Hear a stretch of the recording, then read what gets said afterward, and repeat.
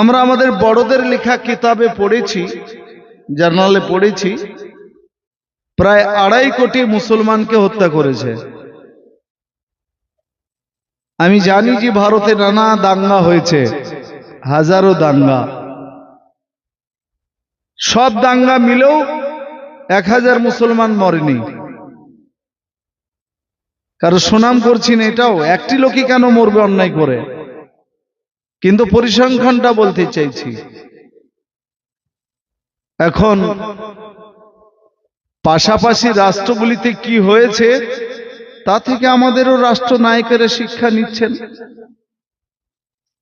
তাই ইশারা ইঙ্গিতে এখানে আমি কথা রেখে যাচ্ছি যে আসুন আমরা ইলহাক আর ইলসাক, আমরা আলেম ওলামা সহ আপনারা